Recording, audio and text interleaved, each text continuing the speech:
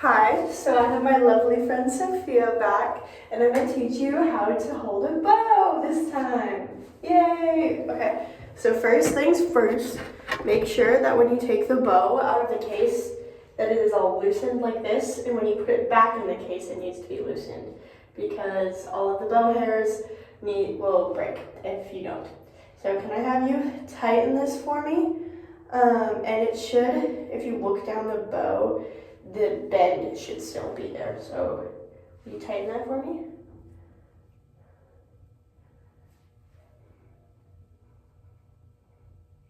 I think you're actually loosening it. Twist it the other way. This way? Hold on. No, you were twisting it the right way. What the heck? Okay, anyway. Just slow. Anyway, so it should be fairly straight, but you should still see that bend.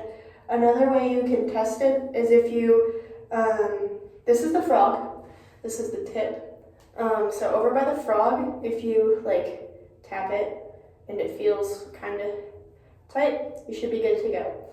Another thing to know about the bow is to not touch the hair. Like you can barely tap it with the back of your finger, but don't touch it because then you get your oils from your hands all on there, and we don't want that.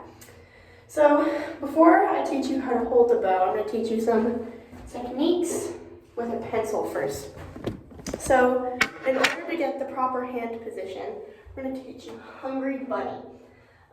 So it should look like this.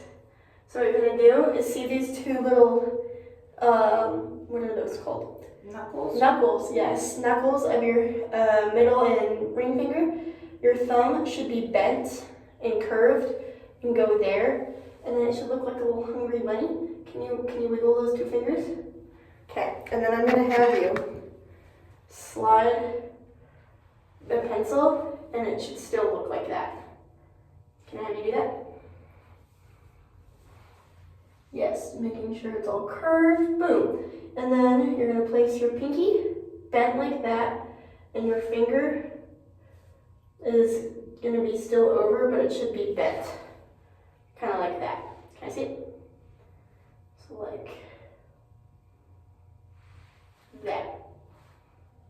And then your pinky's gonna be bent. And then you wanna make sure that you're bending towards your pointer finger. So you're kind of like leaning in towards it. Yeah, sweet. So now you have your Hungry Bunny. Another technique you can use to get that proper bow hold is you take the pencil and you set it on that little knuckle area. Take your thumb and then flip it over. Can you try it? Yay! And then just making sure that pinky's bent. Look at that, you're all good. Try it with the bow. So you're gonna transfer it over to the frog here.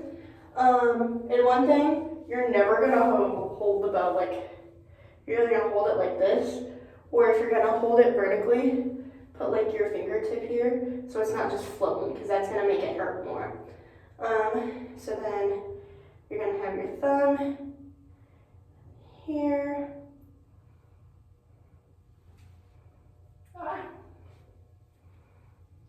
And it'll just transfer. Can I have you do that same thing we just did with the Hungry Bunny? And I'll hold it here too. Okay. So you can kind of focus. Here. Yep. And then you'll put your thumb in that little area right there. Yeah. Here, let me so you can see. Perfect. Okay. And then can I do this? A fun little technique you can do to make sure you're keeping that bow shape is using this little nursery rhyme that goes, let me get my proper bolt hold here.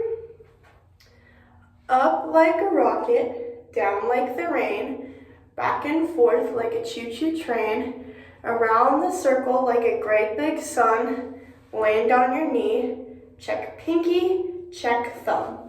So that's how you're making sure that you can move the bow like if you were playing an instrument, and then you can come back and check your bow hold. Can I have you get that proper bow hold? Okay, and we're gonna do it together. Okay. now I'm gonna use my little pencil here.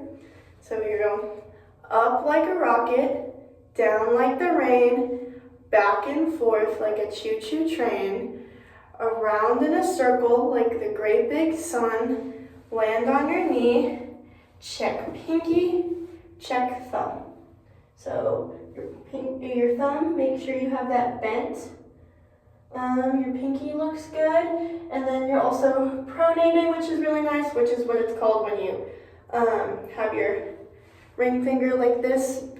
Your hand is more bent to it because it's gonna make it way less hard, and when you actually put it on an instrument, that's where most of your pressure is gonna come into play.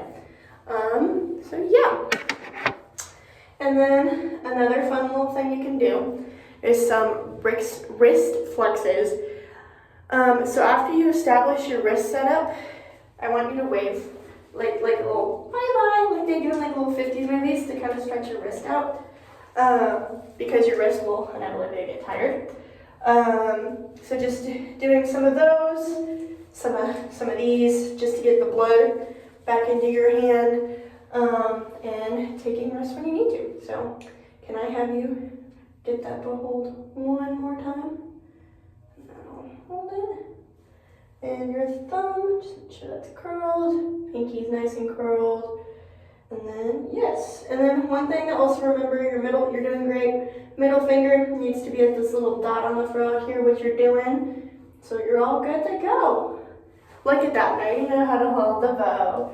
Yay, yay. And one difference, so you're playing on a viola bow, and you'll do the same thing with violin. For a cello, in bass bow, the bow is bigger, but your hand, can I see this, will lay more like over it, if that makes sense. So it'll look a little more like that, and your pinky doesn't need to be curved. Obviously, this is a viola bow, so I can't do the same. But if you were holding a cello bow, that is what you would do differently. Sweet. Any questions? Yay! Okay, I think then we are all good to go. So I think you now know how to hold a viola bow. Yay!